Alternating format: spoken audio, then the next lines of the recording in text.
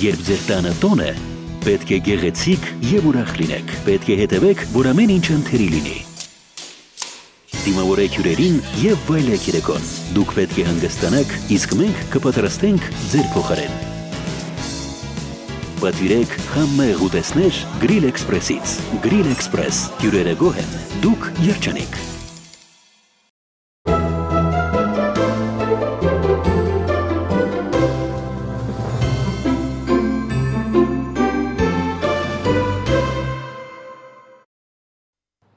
Բարելույս սիրելի հերթադիտողներ, ժպտացեք եւ պատրաստվեք նորորվան, քանի որ առավոտյան ծրագիրը սկսել է Վարդի տրամադրությամբ ողջունել ձեզ։ Բարև ձեզ սիրելիներս, վերջապես հանդիպեցինք այսօր ես ու Վարդուհին 2 ժամ կլինենք ձեզ հետ, չգիտեմ թե որքանով է ուրախալի դա ձեզ համար, բայց ամենայն դեպս մենք վաղուց ենք սպասում, որ վերջապես պիտի հանդիպենք։ Այո, հանդիպենք եւ ծիծաղ պարգևենք, չէ՞ Սերգեյ, այսօր աշխատենք պարգևել եւ այլն, այո։ Եթե դեռ չեք նախաճաշել, ապա խորհուրդ ենք տալիս նախ ծանոթանալ երիտասարդացմանը նպաստող մթերքների ցանկին։ Այո, ասում են, որ դա շոկոլադն է, չգիտես թե ինչու, բայց դե ամենայն դեպս շոկոլադը այսպես տամալություն է բարձրացնում եւ ավելի երիտասարդ է երևում։ Այո, երիտասարդացնող մթերքների շարքում ոչ միայն շոկոլադն է, թեյը, սուրճը, խնձորը, կաղամբը, լոլիկը, նուրը, նարինջը, դեղցը, ելակը եւ հաղարջը։ Այնպես որ առավոտյան կարելի է բրքերով արթնանալ։ Դուրս եկավ, որ նաեւ կաղամբն է, այո, որովհետեւ ասենք կարելի է այսպես հում, այսպես ասել, խրխրթացնելով սկսել օրը։ Անցնենք օրվա ուշագրավ իրադարձություններին։ Այսօր Ճապոնիայի ամենամեծ մայրաքաղաքներից մեկում Սապորոյում կմեկնարկի մի փառատոն, որի հիմնադիրները երեխաներն են։ Դա ձնե փառատոնն է։ Սկսած 1950 թվականից ամեն տարի փետրվարի 5-ին քաղաքի այգիներում ցուցադրվում են դպրոցականների պատրաստված ձնե քանդակները։ Կազմակերպված են ձնագնդիկների մրցումներ եւ դիմակահանդեսներ։ Տես ինչ գեղեցիկ է։ Մանկությունը հիշեցիր, չէ՞ միանգամից։ Են սարքում, խփում են աղջիկների, ինչպես եւ մեզ մոտ, բնականաբար առադրանց մերչի լումենա սառոցից սիրուն բաներ են սարքում, ինչպես տեսնում եք, այո, եւ հետաքրքիր է, որ այս ամենի հեղինակները երեխաներն են, այո, պարզ է մեծերը կողքերից ըստ երևույթին օգնում են։ Վայ, շատ գեղեցիկ է։ Բայց sense գեղեցիկ բաներ են սարքում։ Ամեն տարի այդ ուրախ փառատոնին մասնակցում են ավելի քան 50,000 մարդ։ Այս տարի միջոցառման ծավալները մեծացել են, ձնե փառատոնը կտևի 7 օր, իսկ մասնակիցների թիվը կգերազանցի 2 միլիոնը։ 2 միլիոնը, մոտարապես այնպես, ինչպես մեր հանրապետության բնակչությունը, այսպես ասած, բայց շատ գեղեցիկ է։ Դες ինչ լավ ես մկնիկներ էին։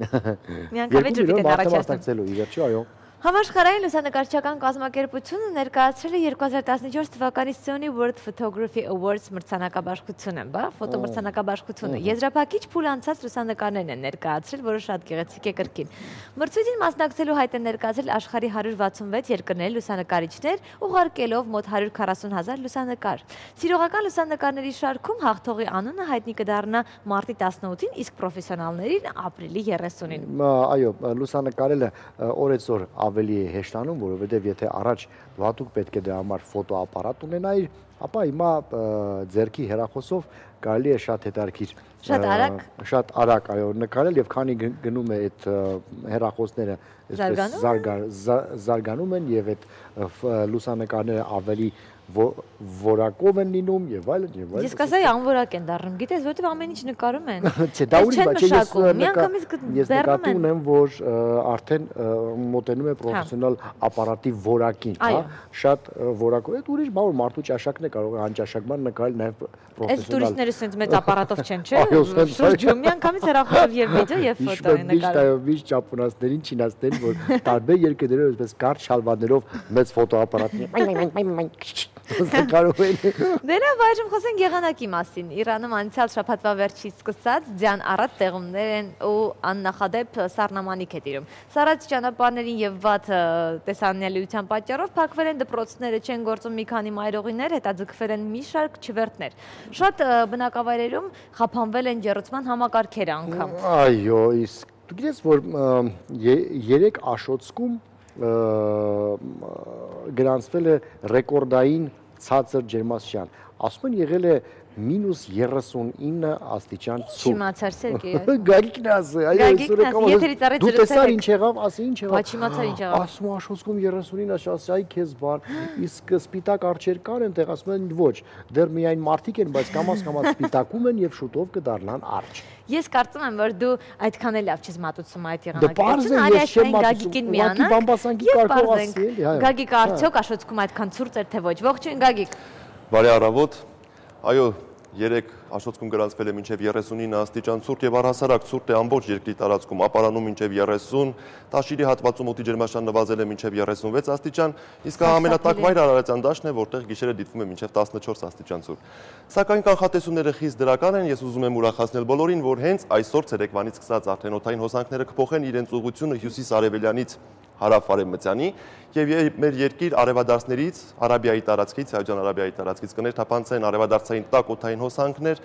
եւ այսօրվանից սկսած մինչեւ 10 օրական 2 աստիճանով օդի ջերմաստիճանը կբարձրանա, այնպես որ շաբաթվա վերջին մենք կունենանք արդեն ցերեկը դրական ջերմաստիճան։ Դե լավ, ես քիչ եմ մնում քեզ գլխատեի արդեն լավ։ Գագիկ ջան, իսկ ձյուն լինելու է։ Ոչ, առաջիկա 5 օրերին սպասվում է արևառատ եւ առանց ստեղումների եղանակ։ Լավ, կապրես, օքեյ, լավ։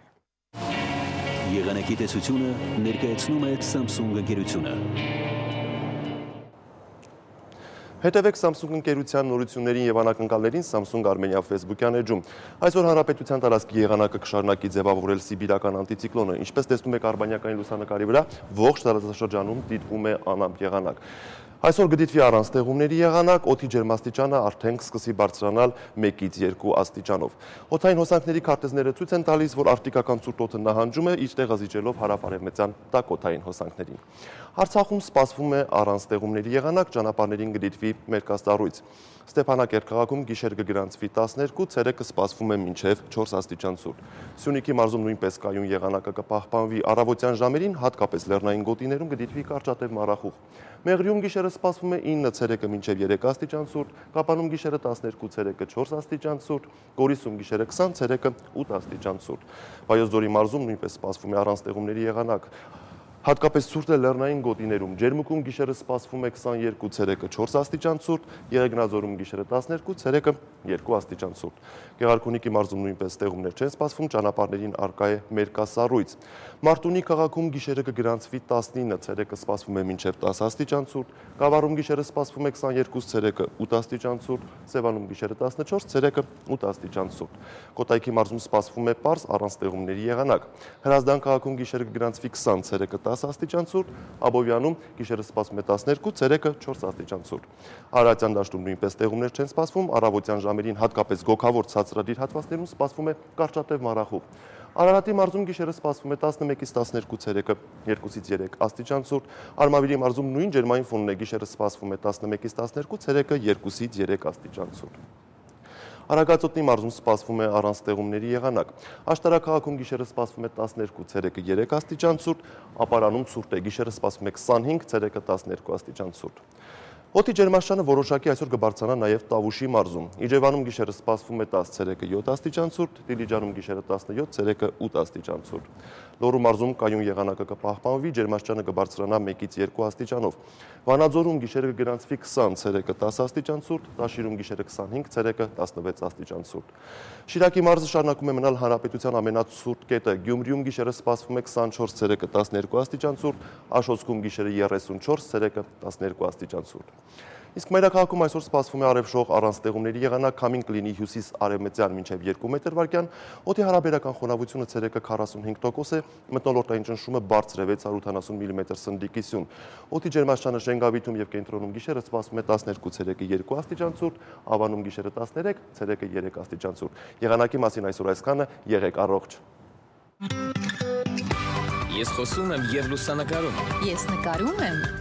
եւ խոսում։ Ես խոսում եմ եւ պտտում։ Ես խոսում եմ եւ պտտում։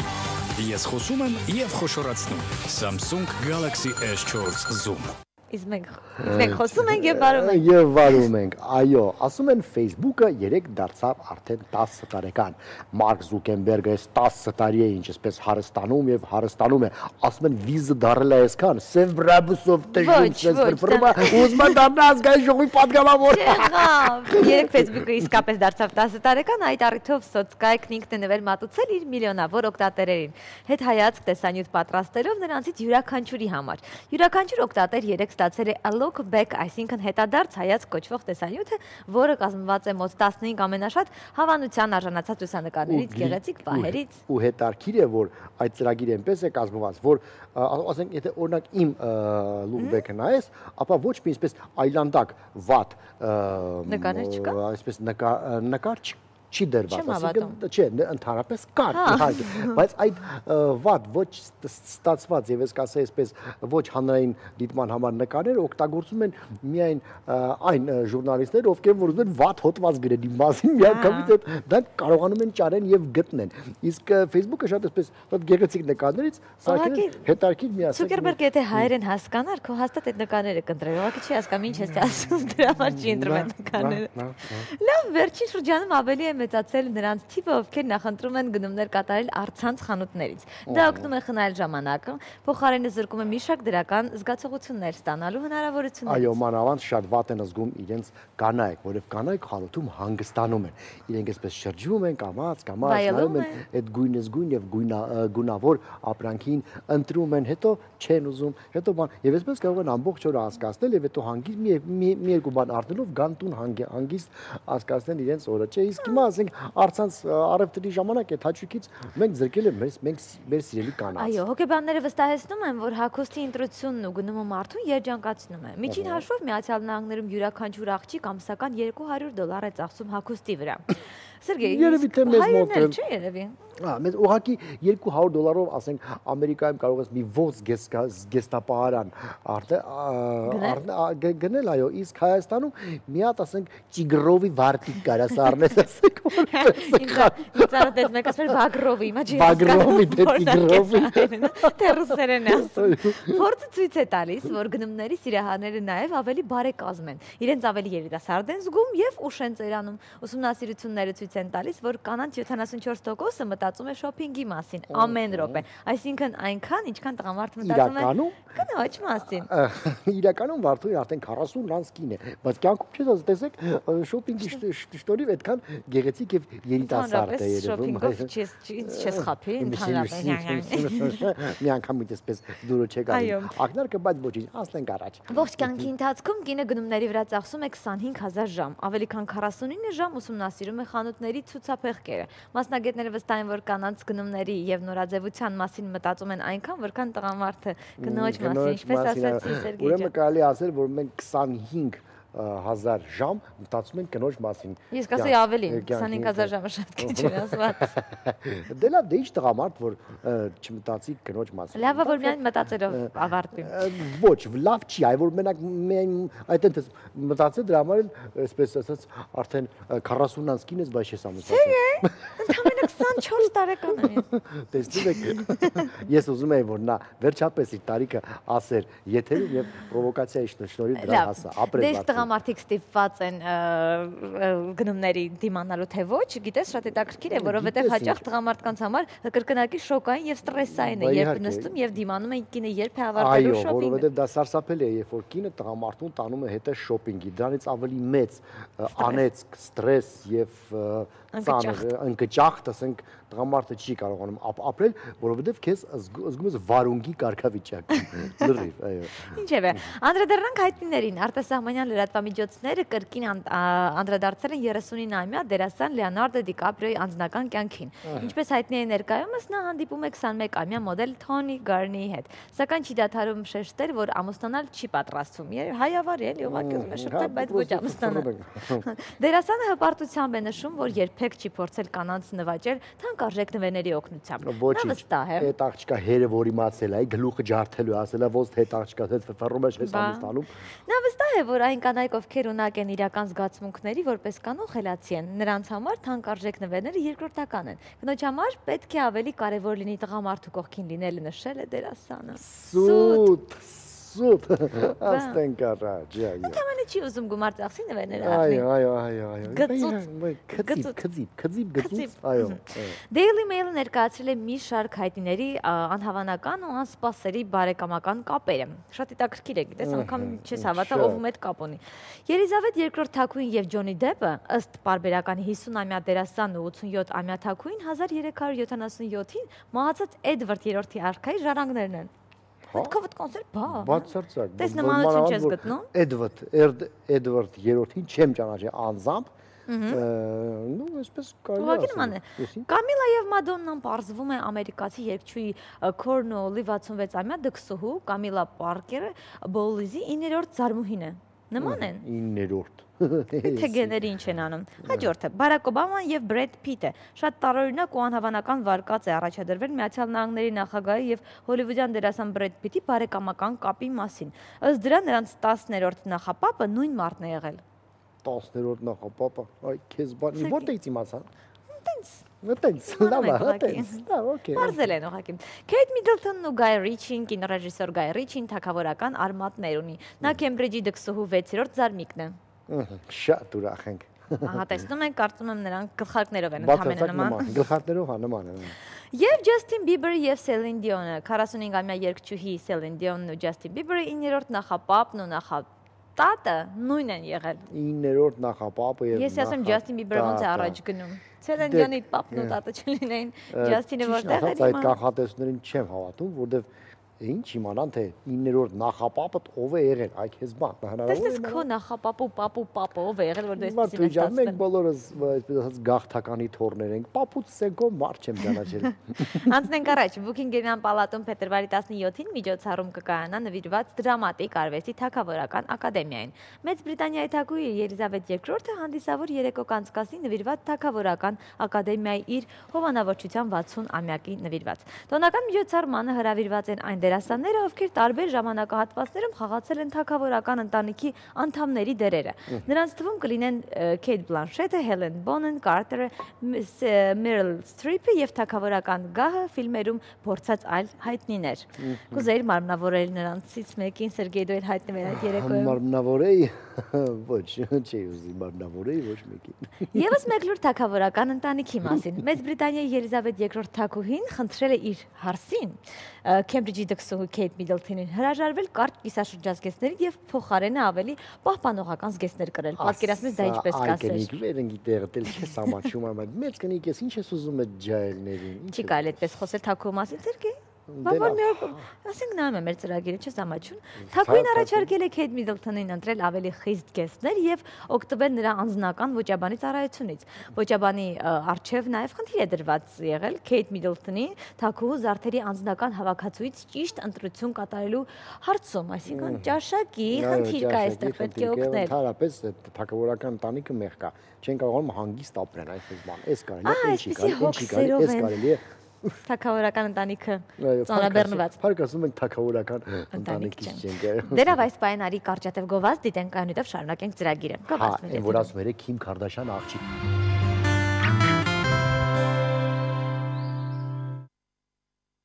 Հա, սիրելիներս, Վարդու շարունակում է իր բարձրաշարիկ բամբասանքները, որ մենք միանում եւ լսում ենք։ Սերգեյ, օր չկա, որ Քիմ Քարդաշյանի ու Քենի Ուեսթի զույգի մասին լուրը չպտտվեն։ Ամենը խոսում ենք։ Լուր կար Արամ Խաչատրյանի մասին, բայց դա լավ է, ավելի Քիմ Քարդաշյանի մասին խոսենք։ Չէ։ Այս անգամ լուրը Քիմի հնարավոր ֆոտոշարքի մասին է, խոսքը գնում է Vogue ամսագրի շապիկի մասին, ինչը վրդովմունքի պատճառ է դարձել շատերի մոտ։ Ամերիկյան մամուլում լուրեր են հայտնվել, որ հայտնի рэփերը Ուեսթը վերջապես համոզել է իր մտերմուհի ամերիկյան Vogue-ի գլխավոր խմբագիր Աննա Վինտուրին, որպեսզի նա ամսագրի շապիկին զետեղի Քարդաշյանի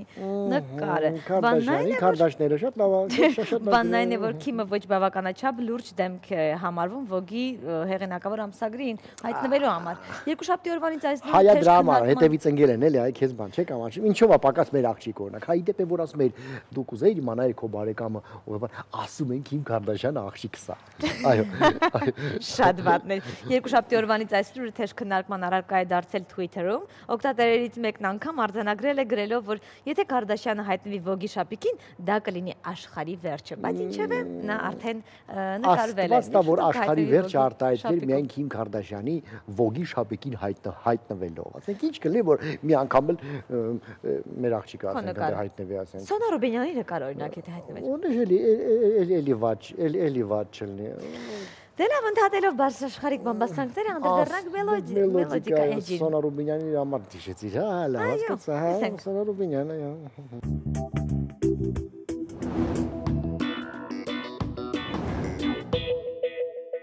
Բարի լույս, ռետրո երաժշտություն սիրող հեռուստադիտողներ։ Այսօր կրկին խոսելու ենք Բիթլների թերևս ամենաուրախ երգի մասին։ Ցանկացած ռոք երաժիշտ գրելով մանկական երգ ծիծաղելի տեքստով բնականաբար կարժանանար քննադատների այն կարծիքին, որ տեքստն ունի գաղտնի ենթատեքստ։ Այդպես էլ եղավ Beatles խմբի Yellow Submarine դեղին Սուզանավ երգի հետ։ Որոշ ֆրազաներ կապվեցին թմրանյութերի, քաղաքական իրադարձությունների և այլ կասկածելի իրողությունների հետ։ Beatles խմբի Yellow Submarine երգի տեքստի և մտահաղացման հեղինակը Փոլ Մակկարտնին է։ Նա ցանկացավ երգ գրել երեխաների համար և անմիջապես որոշեց, որ այն պետք է կատարի Ringo Starr-ը, ում կերպարը ամենաշատն էր համապատասխանում երգին։ Ավելի ուշ երգի հիմքում դրվեց մի պատմություն, որտեղ մի նավաստի պատմում է իր արկածների մասին։ Սկզբնական շրջանում խոսքը բազմաթիվ Սուզանավերի մասին էր, բայց արդյունքում մնաց մեկը՝ դեղինը։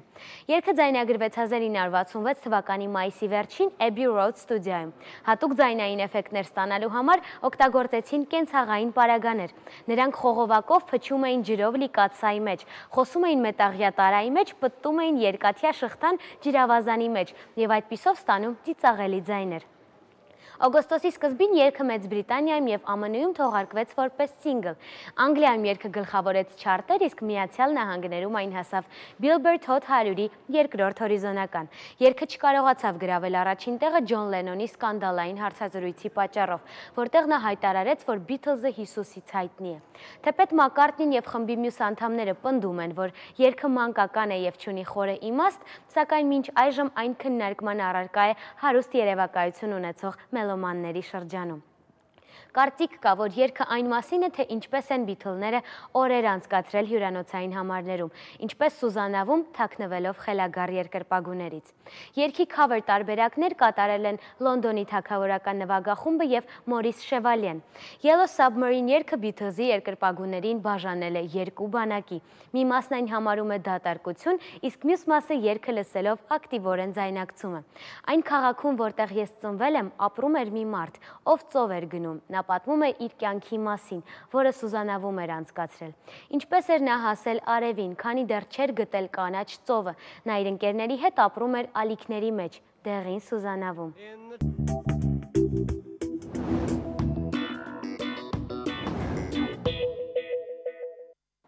Մի օրինաչափություն եմ նկատել, երբ որ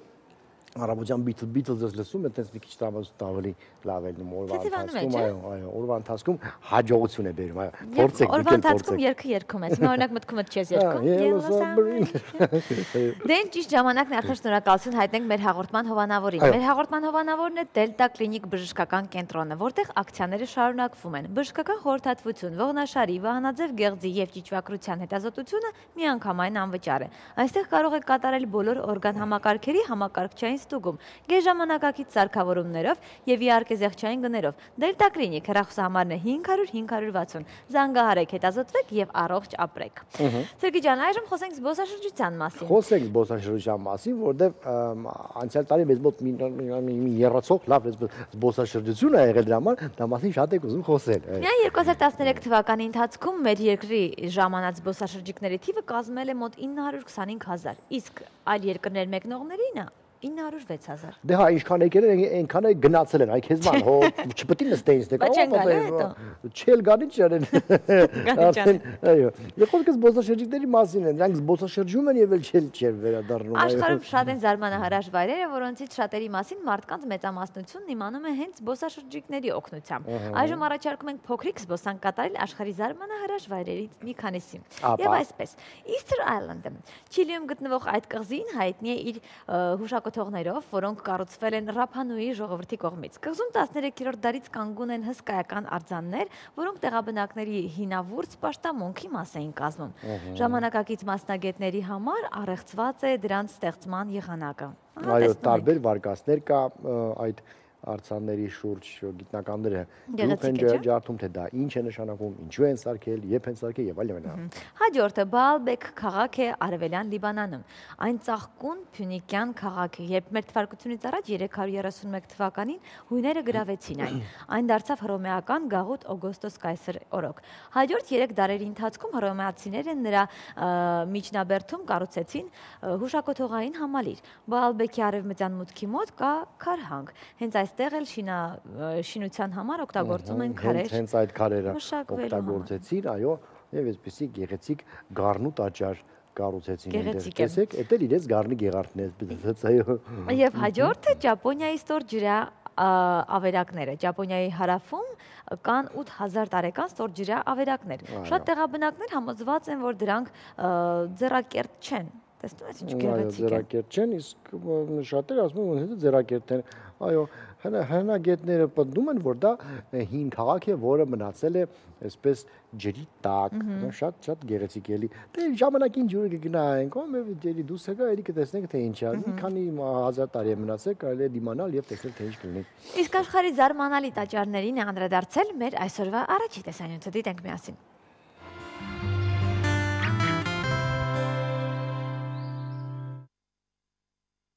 Տաճարներ կան ամբողջ աշխարհում, եւ դրանք բոլորն էլ գեղեցիկ են յուրովի։ Ահա դրանցից մի քանիսը։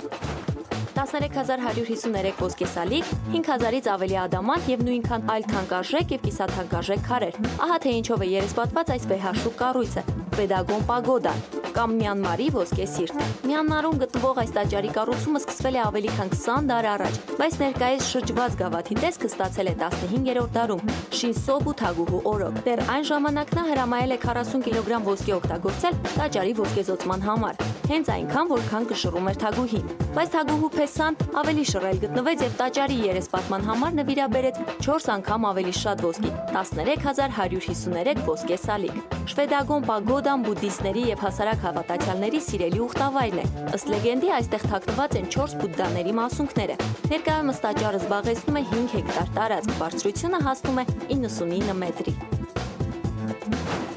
Պրամբանանի տաճար կամ Լորոզոնգրան, այսինքն բարեկազմ օրիորդ։ Այս քարակերտ հրաշքը գտնվում է Ինդոնեզիայում, կառուցվել է 10-րդ դարում։ Այն իրականում 240 տաճարներից բաղկացած բուդդայական վանական համալիր է։ 11-րդ դարասկզբին տաճարը տուժել է երկրաշարժից ու հրաբխային ժայթքումից։ Վերակառուցման աշխատանքները սակայն սկսվել են շատ ավելի ուշ՝ 1918 թվականին եւ տևել մինչեւ 1953 թվականը։ Համալիրի կենտրոնում գտնվում են 3 գլխավոր տաճարները, որոնցից ամենամեծը Շիվա Աստծո տաճարն է։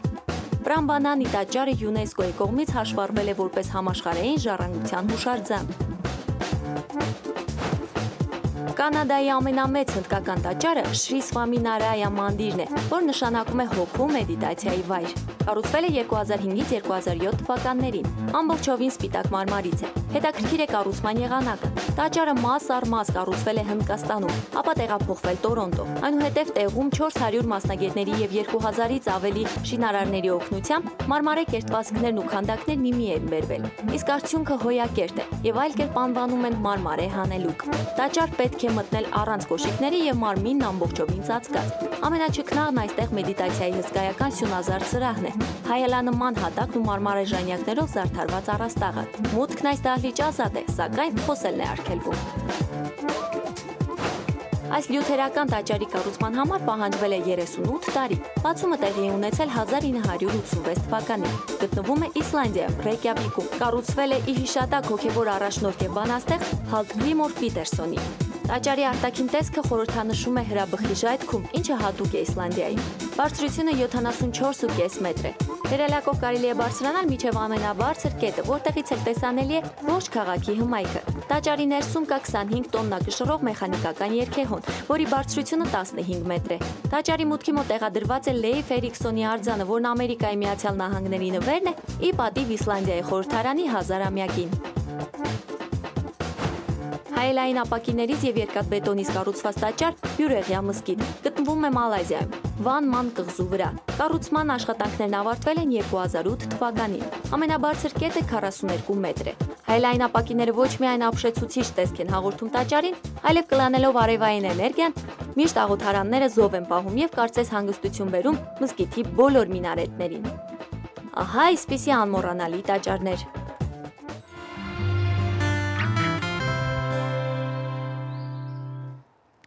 Բայց եւ այնպես մեր Գառնի Գեղարդին չեր Ոչ մի տաճար չի հասնի։ Գիտես ինչու։ Ինչու։ Մոտիկա շատ։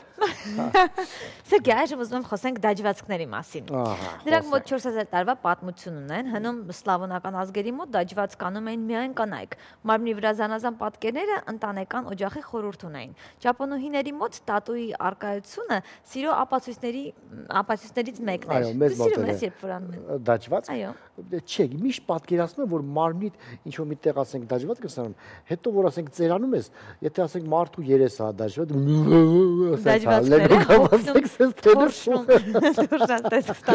Պարզվում է դաջվածքներ սիրել են նաև անցյալ դարի հայտնիները, օրինակ Ջոն Քենեդիի ուսին կրեայի պատկերով դաջվածք կար, որը նա հեռացրել է կնոջ համար խնդրանքից հետո։ Ժամանակին Իոսիֆ Կաբզոնի ուսին Նիզաբուդու մայց ռադնույը Այդ իրանից է եկել ուրեմն, այո, որը այսպես ասած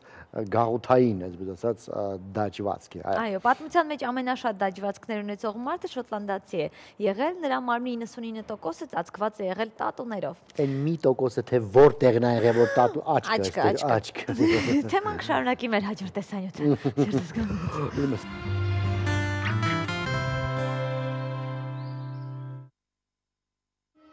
Հնագույն ժամանակներում, երբ դաջվածքները ոչ անուն ունեին, ոչ էլ դաջվածք անելու տեխնոլոգիաներ կային, մարդիկ այնուամենայնիվ մարմնի տարբեր հատվածներում դաջվածքներ էին անում։ Որ ասեմ կողմ եմ, այնպես չի, որ կտրականապես դեմ եմ։ Պետք է չի մարմինը այլանդակել։ Անիմաստ դաջվածքն չեմ ընդունում։ Մարդու ինքը որոշի ուզում է անի, չի ուզում անի։ Մեր մաշկը առանց այդ դաջվածքների ավելի գեղեցիկ է։ Որ մենք մարդ դուրն է գալիս, խի չանի։ Երիտասարդ ժամանակ մեզ լավ ենք զգում, մեծանում ենք հետ կա մնում անդուր։ Տատուարտը կարող է առաջացնել սկսած ինֆեկցիաներից, որոնք հիմնականում կարող են առաջանալ գործիքների սխալ մշակման հետևանքով, կարող է առաջացնել տատուն նաև ձիա, կարող է առաջացնել նաև որոշակի տեղերում այլասնուցման խանգարում, գործիքների ճիշտ ստերիլիզացման դեպքում տվյալ խնդիրները մենք չենք ունենա։ Պետք է ոչ թե միայն մասնագետը շատ պատասխանատու լինի, այլ առաջերտին պետք է պատասխանատու լինի իր առողջության համար այն մարդը, ով որ գնացել է կոնկրետ ինչ-որ մի մասնագետի մոտ, որոշել է տատու անի։ Դաջվածքներն իրենց պատմության ընթացքում տարբեր նշանակություն են ունեցել։ Օրինակ, հռոմեացիները դաջվածքներն օգտագործել են որպես ստրուկներին եւ հանցագործներին տարբերելու միջոց։ Ճապոնական այյու ցեղախմբի կանանց դեմքի դաջվածքները պատմում են նրանց ընտանեկան կարգավիճակի մասին։ Մեր օրերում դաջվածքները առավելապես անում են շրջապատից տարբերվելու, իրենց յուրահատկությունն ընդգծելու կամ զուտ գեղեցկության համար։ Առաջին հերթին անում են գեղեցկության համար։ Առաջին հերթին։ Ու դրա հետ համատեղում են նաեւ արդեն իմաստները։ Դաջվածք աչքի մեջ, դաջվածք ամուսնական մատանու փոխարեն, մարդկանց երևակայությունն ու տարբերվելու ձգտումն իրոք անսահման է, երբեմն հեռու տրամաբանությունից։ Շոթունքների վրա, ականջների վրա բարձունքները ավելի շատ կարող են լինել, քան թե ձեռքերի վրա, կախված է նաև մաշկի պաշտպանի շերտից, որտեղ մաշկինքը ունի տարբեր շերտեր եւ ձեռքերի վրա ավելի պաշտպանի շերտ ավելի արտահայտված է, այնտեղ բարձունքներ մենք ավելի քիչ կունենանք։ Արել ենք Պորտուգալի կա 3 գիծ ուղղակի եռանկյունի, բոլորովին վերջերս արեցի Տիգրան Մեծ, արել ենք Լեոնտիևի դեմքը, Կունֆու Պանդան որպես մուլտֆիլմի հերոս։ Լեոնտիևի դիմանկարը թե ինչ նշանակություն ունի դժվար է ասել, գոնե մեզ համար, բայց որպես կանոն դաջվածքներն իրենց նշանակությունն ու բացատրությունն ունեն։ Յուրաքանչյուր նկար, անգամ եթե կրկնվում է նկարը, ավելի լավ է յուրաքանչյուր մարդ սեփական իմաստ է դնի, որովհետև ամեն մարդ անհատ է, ունի սեփական միտք ու յուրաքանչյուր նկարի մեջ ցանկալի է որ դնի սեփական միտքը։ Ունեմ 2 տատու, իմ տատուն վիշապ է, որը որ խորհրդանշում է իմ ծննդյան տարեթիվը։ Երկրորդ տատուս էլ նետ է, ինքը չի կարող հոգնեցնել, ձեր մատը չի կարող ձեզ հոգնեցնել, ձեր քիթը չի կարող ձեզ հոգնեցնել, ինքը դառնում է ձեր մի մասը եւ դուք նրան սիրում եք, ոնց որ մարմնի մի մաս։ Որ դեպքում չեն փոշմանի տատու անելուց, առաջի հերթին եւ եթե նկարը արվել է որակյալ։ Իսկ երկրորդ դեպքում միտքը, իմաստը, ինչի համար է նետ արել։ Իսկ եթե դուք ժամանակին այս երկու կետերի մասին չեք մտածել եւ այսօր եք մտածում, բայց արդեն այն մասին, թե ինչպես ազատվել դաջվածքից, ապա դա կրկնակի բարդ ու ցավալի գործընթաց է։ Ազատվելու համար ժամանակակից մեթոդ դա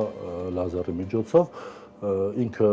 ուղղակի դեպի շատ երկար եւ շատ ցավոտ է ու կարող են դրանից մնալ սպեր ազատվելուց հետո մաշկը վերջնական չի վերականգնվում։ Ի վերջո, դաջվածք ձեռքին, մեջքին թե ոտքին, ժամանակավոր կամ ամբողջ կյանքի համար։ Կարևոր է, որ դաջվածք ունենալուց առաջ մտածել դրա նշանակության մասին եւ չմոռանալ նաեւ սեփական առողջության մասին։ Լիլիթ Սարգսյան, Արտակ Մարտիրոսյան, Առավոտը շանթում։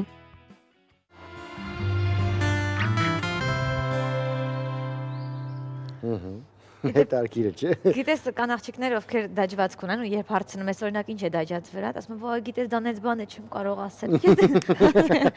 Էդ ինչ խորհուրդ ունի, որ չի կարելի խոսել դրա մասին։ Օրինակ տես, մարդ կարողանում է, չէ, իր տունը հետո վերանորոգի, պատերը ուրիշ գույնի, ներքի բան, պաստառները փոխել, եթե աչքդ հոգնում է, իսկ եթե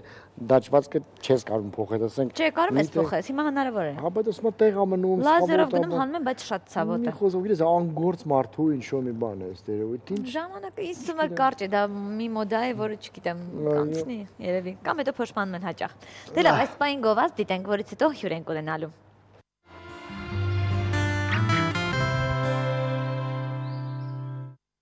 Ահա կրկին վերադարձանք եւ սիրով կրկին ողջունում ենք ձեզ։ Այո, բարև ձեզ սիրելիներս, արդեն կրկնվում ենք, բայց դե ասում եմ բարևն ասում է, բարև եք էլի, վայ։ Սերգեյ, Հարավային Աֆրիկայի բարերից մեկն օրերս անսովոր այցելու է ունեցել։ Մարդկանց բազմության մեջ հայտնվել է հսկայական ընձուղտ։ Հավանաբար տխրել է, որ իրեն չեն սպասում եւ հեռացել է խեղճ ընձուղտը։ Նախ այդ խեղճ ընձուղտը տեղել չի արել, մտել է բառ ասել, «Էսի ցածրն է, սանտեր պատալոկները, բան, որի դուս է եկել»։ Չէ, կարող են սարքել, որ ընձուղտերը իրենց լավ զգան բառերում։ Օրինակ դու ընտանիք կենդանի պահում ես։ Չէ, ինձ էլ մենակ պահում ընտանի կենդանիներից, այո։ Իսկ եթե ինչ կենդանի կուզենայիր պահել։ Արտասովոր, բայց բացի շունից, կատվից, թութակից, բացի։ Չէ, մի անգամ թութակ եմ պահել, ասենք։ Որմզդեղն, կոկորդիլոս, որմզդեղն, որմզդեղն, ասպես, հետո եթե աթար եմ ստեղծելու, ասենք, վարելանյութ որպես, այո, կարելի է, չէ։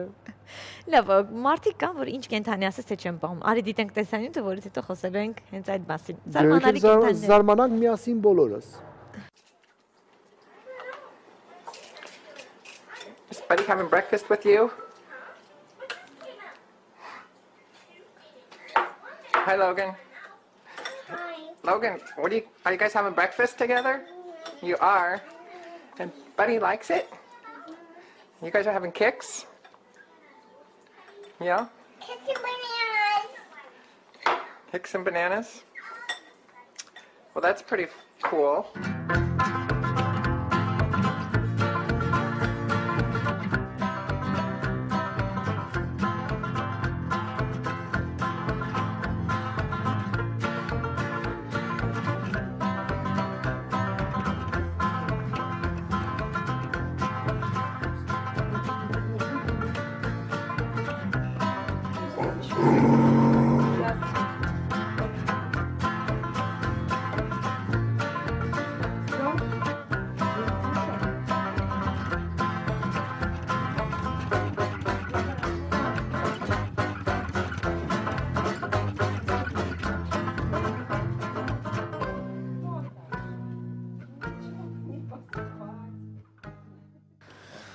Ինչ հետաքրքիր է, չէ, փղին կերակրում են, գաթ էին տալիս, փղը գնալով մեծանալու է, բայց։ Ես կուզեի այդ փղի տեղը լինեի, այո, որ ինձ կերակրեին, ապա փիղը գրավ մեծանում է, ճիշտ է, աղջիկ ջան, հետո դրնից ոնց էին դուրս անելու։ Փիղը ինչ պետք է անը, չէ, բացի այդ փիղն է մեծ, իր ամեն ինչն էլ մեծ է, ասենք։ Լավ, անդրադառնանք Հայաստանի կենդանական աշխարհին, որի արժեքավոր նմուշների թվում է Կովկասյան հովազը։ Վերջին շրջանում այդ տեսակը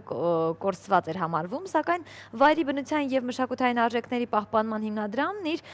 գործընկեր Wildland Trust կազմակերպության հետ համատեղ տեղադրեցին մի շարք տեսախցիկներ, որոնք ժամանակ անց որսացին մեր տարածաշրջան վերադարձած գեղեցկուհուն։ Այդ իրադարձությունն այսօր քննարկելու ենք կենդանաբանական այգու տնօրեն Ռուբեն Խաչատրյանի հետ։ Բարի առավոտ։ Ողջույն։ Բարև ձեզ, շատ հետաքրքիր նախաձեռնություն ես սկսել, ես այսպես հա ուզում եմ մի քիչ ասենք բացեք ճակերտներ եւ պատմեք թե ինչ եք անում։ Նախ ինչու է հեռացել այդ Կովկասյան հովազը եւ ինչու է եկել։ Սկսենք, երևի մեր գործունեության ակունքներից սկսենք, ինչու համար ստեղծվեց հիմնադրամը դեռ 10 տարի առաջ, որովհետև այն դժվար տարիներն էր, երբ բոլորը զբաղված էին իրենց առօրյա խնդիրներով, ուր մնաց կենթանական աշխարհի մասին մտածեին։ Եվ շատ ցավալի էր, որովհետև հնարավոր էր, որ տեսակներ կորցնենք, որոնք այլևս հնարավոր չէր վերադարձնել։ Եվ դա էր պատճառը, որ ստեղծվեց հիմնադրամը եւ սկսեցինք նկարահանել վարի բնության մասին պատմող ֆիլմաշար, որը H2 հեռուստաընկերությամբ դեռ այն ժամանակ Prometheus էր կոչվում, շաբաթական 15 րոպե մեր հանրությանը ցույց էր տալի, թե ինչ տեսակներ ունենք, ինչու է պետք պահպանել եւ դրանց կարեւորությունը։ Իհարկե հիմնադրամը հետո զբաղվեց էկոկրթությամբ, երեխաներին դաստիարակելով, երեխաները սկսեցին ֆիլմեր նկարել, բայց հասկացանք, որ շատ հրատապ խնդիր կա նաև, եւ այդ հրատապությունը կայանում է նրանում, որպեսզի տարածքները պահպանվեն, որովհետեւ այսօր մարդկային գործունեության արդյունքում լինեն դրանք հանքարդյունաբերություն, անմարդկային գործունեության ընթացքում ինչու՞ չէ նաև սեփականաշնորհման եւ այլի օրենքների որոշ բացերի նաև պատճառով շատ տարածքներ, որոնք պատկանում են վարի բնության պահպանությանը, ցավոք սրտի չեն պահպանվում եւ դա հանդիսացավ պատճառը, որ գրեթե 4 տարի առաջ մեր հիմնադրամը առաջինն էր ամբողջ Հարավ Կովկասում, ով այդ գաղափարը ուրեմն առաջ բերեց մասնավոր կերպով կառավարելու տարածքը, որպեսզի այնտեղ չկատարվի որս կամ որսագողություն, չկատարվի անտառահատումներ, որտեղ կոնկրետ հիմա ինչ եք։ Այս պահի դրությամբ հիմնադրամի ուրեմն պատասխանատվության տակ է գտնվում ավելի քան 2000 հեկտար, դա Խոսրովի հարավ-արևմտյան հատվածում է, այսինքն Ուրցաձոր, Լանջանիստ, այդ գյուղերի հարևանությամբ Վեդի քաղաքի տարածաշրջանում։ Դիլետանտ հարց եմ ուզում տամ, այնտեղ անտառը պահպանվել է։ Խոսրովի անտառ որ ասում են, կա անտառ։ Խոսրովի անտառը դա հենց անտառ չէ, Խոսրովի անտառը դա կատեգորիա է, հողատարածքի արգելոց է կոչվում, որտեղ մարդկային գործունեությունը ընդհանրապես պետք է բացառված լինի դա տուրիզմ, լինի դա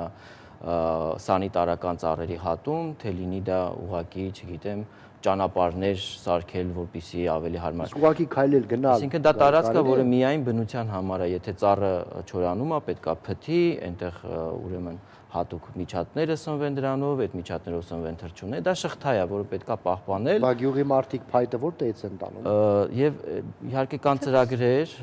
եւ Գերմանիայի KfW բանկն է հիմա բավականին նախարարությունն է բավականին ակտիվ, որպեսզի այդ համայնքներում ծավալվի այնպիսի ծրագրեր, որպեսզի հասարակությունը, այնտեղ ապրող բնակչությունը օգտվի այն ուրեմն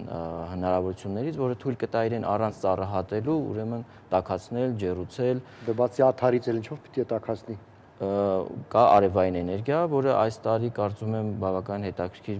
կլսենք, որ ծրագրեր են իրականացվելու հենց այդ տարածաշրջանում։ 17-րդ դարից կամաց տեղափոխում են 21-րդ, ասենք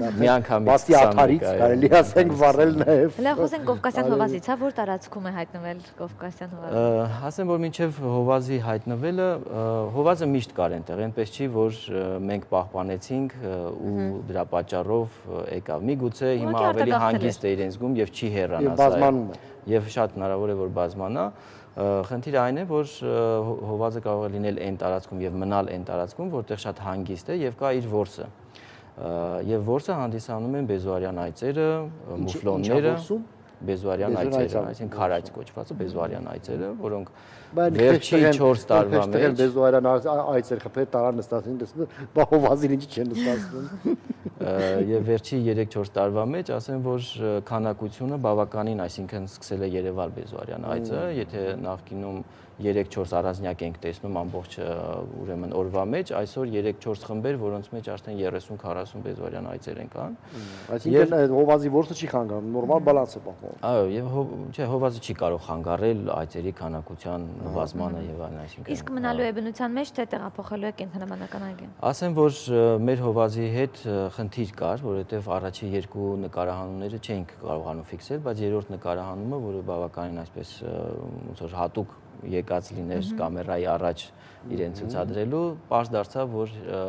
հովազի մոտ պակասում է ետևի մեկ ոտքը կեսից, որը միգուցե պատճառ է հանդիսացել թակարդի, ավելի վաղ տարիքում, փոքր հասակում, իհարկե մասնագետներին հետ քննարկելուց հետո հասկացանք, որ լիարժեք բուժվել է եւ կարիքը չկա, որպեսզի օգնություն ցուցադրենք եւ շատ առողջ վիճակում, այսինքն իր տեսքը շատ բարդ է, ինքը կարողանում է նորմալ որս անել եւ կարողում է իրան պահել։ Եվ իհարկե մեր ցանկությունը որպես նաեւ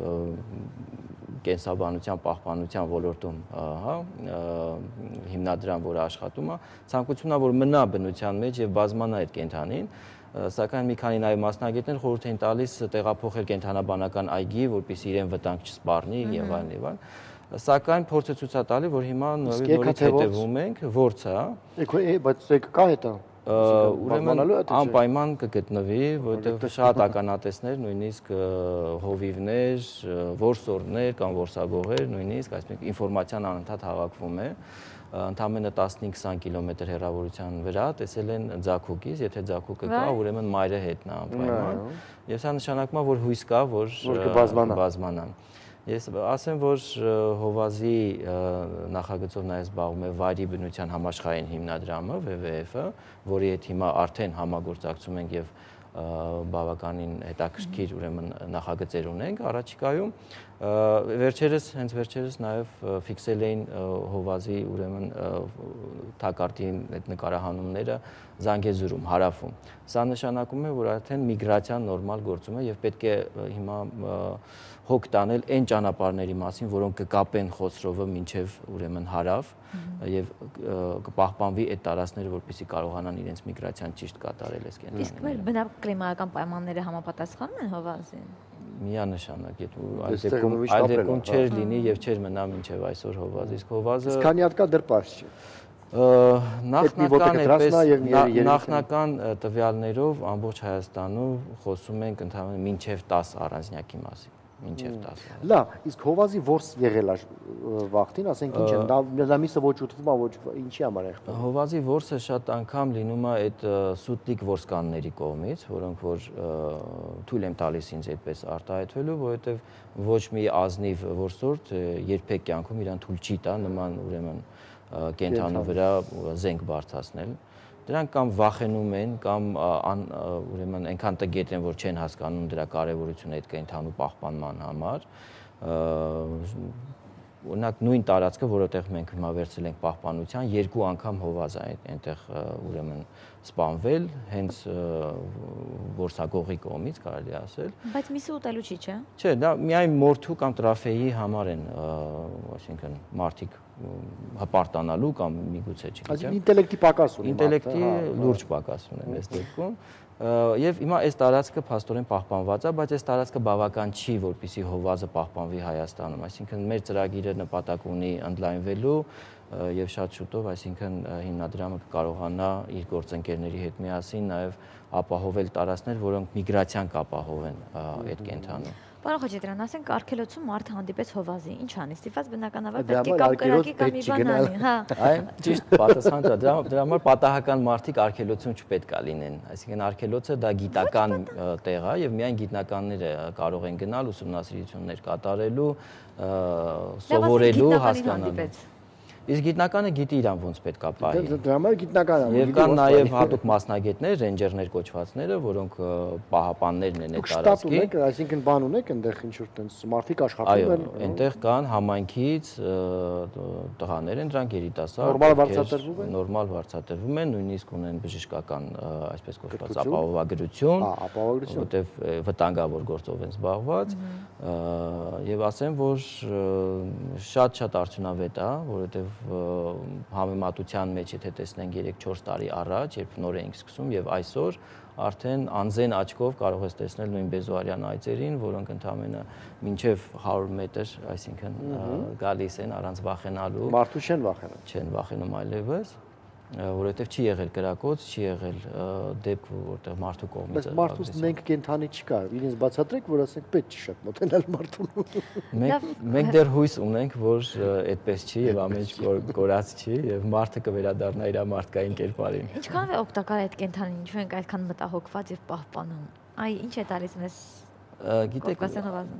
շատ երկրներ նույնիսկ սիմվոլներ ունեն, հա, սիմվոլներ ունեն, որ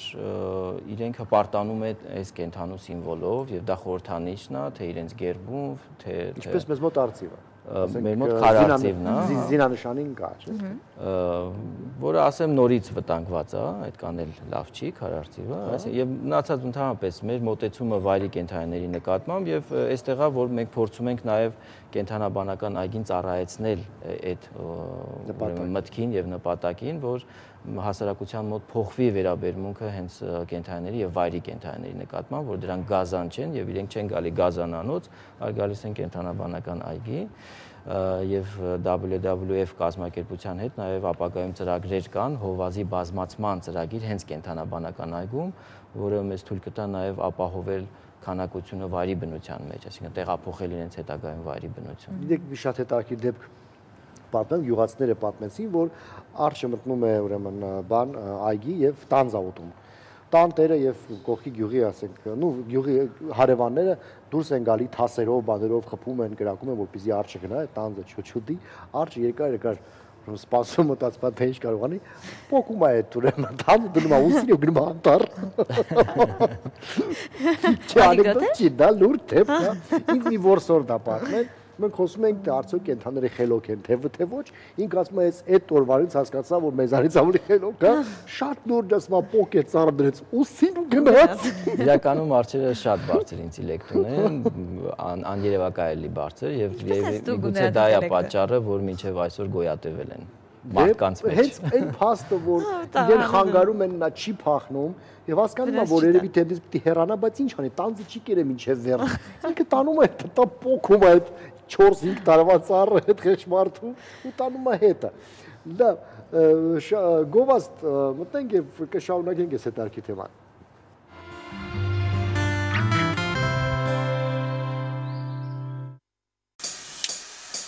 Երբ ձեր տանը տոն է, պետք է գեղեցիկ եւ ուրախ լինեք։ Պետք է հետևեք, որ ամեն ինչ ընթերի լինի։ Դիմավորեք հյուրերին եւ վայելեք երեկոն։ Դուք պետք է հանգստանաք, իսկ մենք կպատրաստենք ձեր փոխարեն։ Պատվիրեք համեղ ուտեսներ Grill Express-ից։ Grill Express, հյուրերը գոհ են, դուք երջանիկ։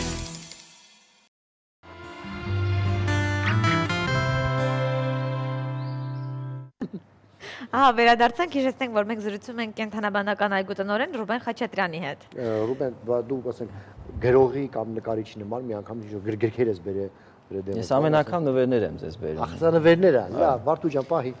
Ահա, տեսնենք դա։ Սա այս տարվա ուրեմն օրացույցն է, համատեղ WWF ուրեմն համաշխարհային վայրի բնության հիմնադրամի եւ բնապահպանության նախարարության հետ, ինչպես նաեւ մեր հիմնադրամը ուրեմն այստեղ պատկերված են համահայկական նկարչական օրվա երեխաների նկարները, որոնք այս տարի նաև թեման էր ես հովազ եմ եւ այս տարի ընդհանրապես հայտարարել ենք հովազի տարի որպես այդպեսին, որպեսզի ել ավելի ուշադրություն դարձվի այն նախագծերին, որոնք պետք է նպաստեն հովազի պահպանմանը ուրեմն Հայաստանում եւ ամբողջ տարածաշրջանում։ Այսինքն կապույտ ձյու տարին էլ չի, հիմա արդեն հովազի տարի։ Կապույտ ձյու տարին չգիտեմ։ Բնապահպանները օգնում են ձեզ։ Ինչու՞ կապ կա իրանց հետ, թե ցավոք սրտի պետք է ասեմ, որ այդքան ակտիվություն չեմ տեսնում, որովհետև միայն խնդիրների ժամանակ են լավ արձագանքում, որը կարևոր է, բայց գան տեսնել, ոգևորվել, էներգիա ստանալ, որպեսզի ավելի այդպես ակտիվ աշխատել, դա այն տարածքն է, որտեղ կարող են յուրաքանչյուրի համար բաց է, թե լինի բնապահպան, ոչ բնապահպան, նույնիսկ ոչ բնապահպանը կարող է գալ եւ միգուցե դառնա բնապահպան, այնտեղ ստեղծված է էկոլոգիական կրթության կենտրոն եւ այստեղ եթե տեսնեք ձեր մոտ կան ուրեմն թերթիկները, որտեղ նկարագրությունն է այդ էկոկրթության կենտրոնի, դա տարածք է, որտեղ կարող են նույնիսկ անհատներ իրենց ընտանիքներով գալ, տեսնել, կրթվել,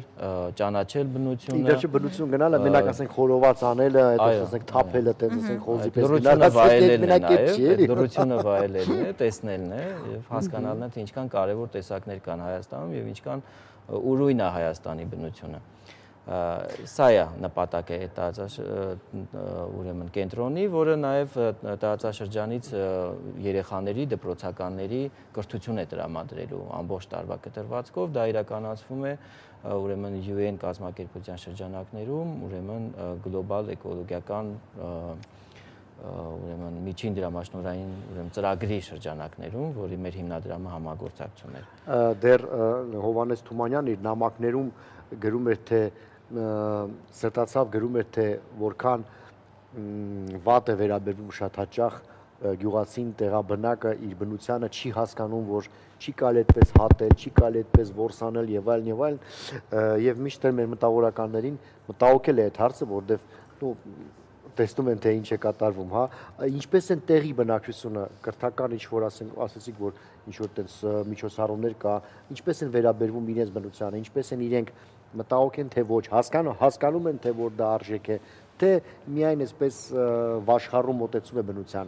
Ես ասեմ միակ պատճառը, որ մենք կարողացանք այնտեղ հաստատվել եւ մեր գործունեությունը սկսել, դա ի շնորհիվ գյուղապետի էր Ռաֆայել Անդրեսյանի, ով որ նախկինում աշխատել էր որպես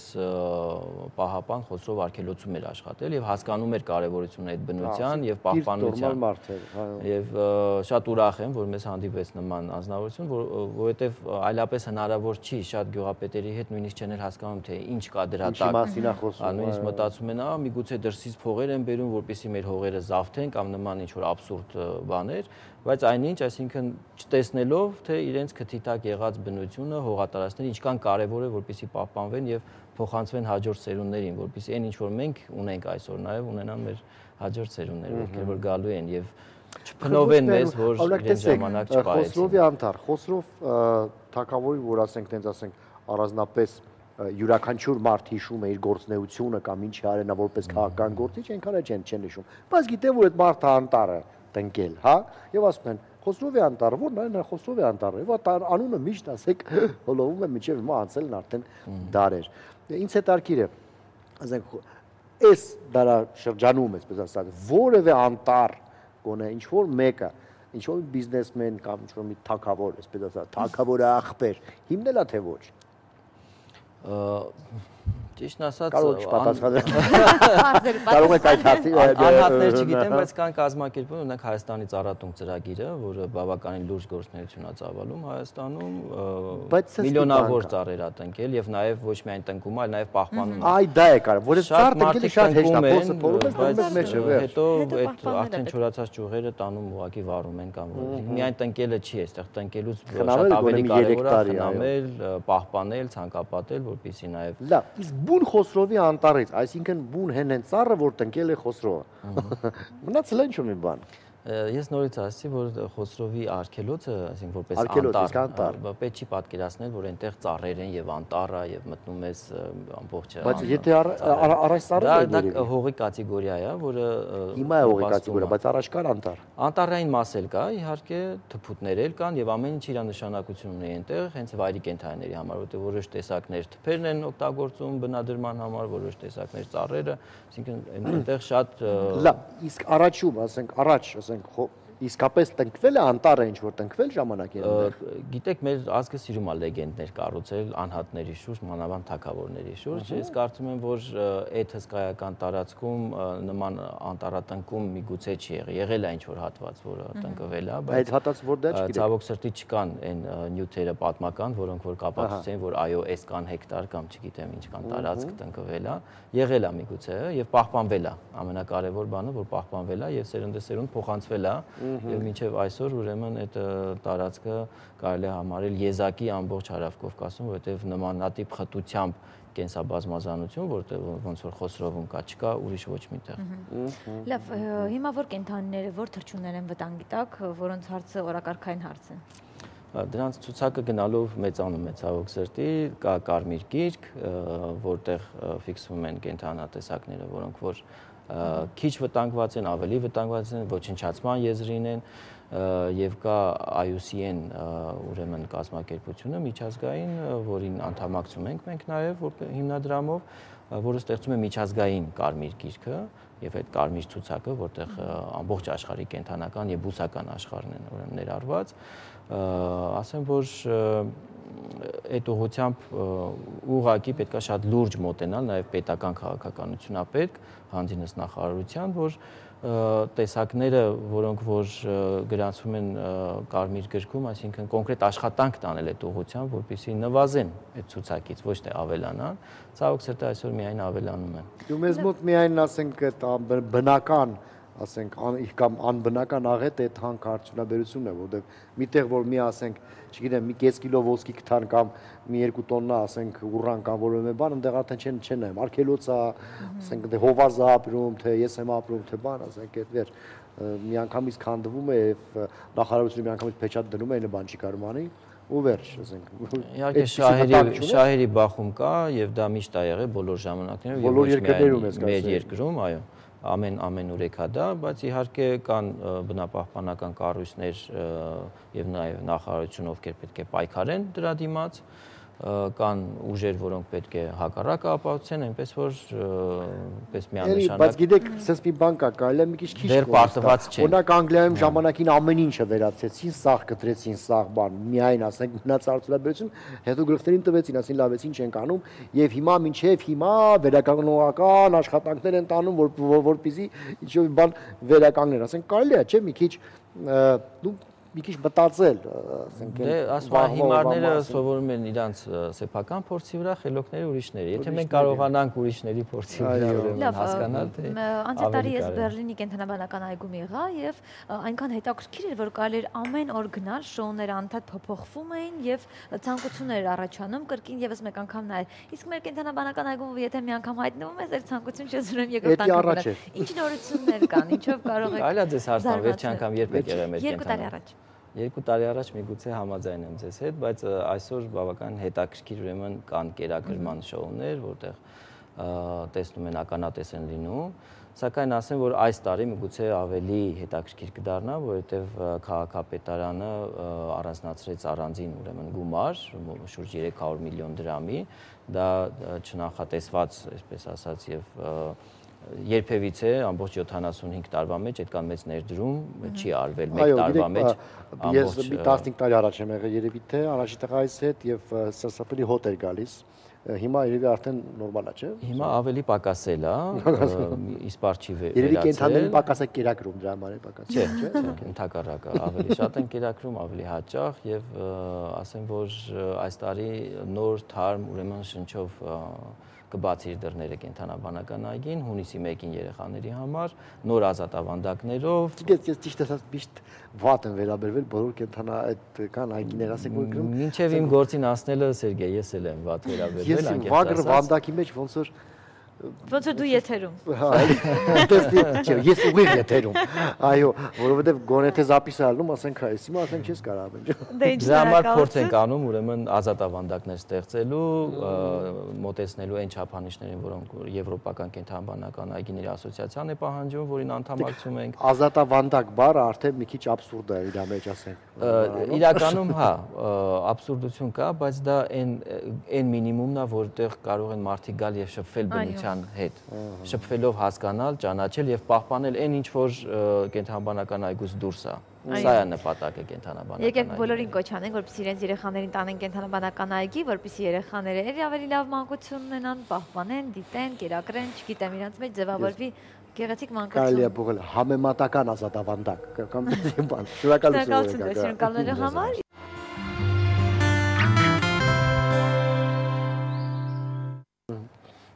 Բա եւս մեկ անգամ բարև ձեզ։ Մեր հոգևոր եւ մշակութային արժեքները վտանգի տակ են եւ խզվել է ներկայի եւ անցյալի կապը։ Այս կարծիքին են մեր այսօրվա հյուրերը՝ ռեժիսոր, դրամատուրգ Խաչիկ Չարիկյանը եւ Վիեննայի կամերային օպերային թատրոնի մեներկչուհի Լուսինե Ազարյանը։ Բարի առավոտ։ Բարև ձեզ, բարև ձեզ։ Net արդեն բարևել ենք, բայց եթերում տենց ընդունված ամենակը բարևից ոնց է նոր եկեք է։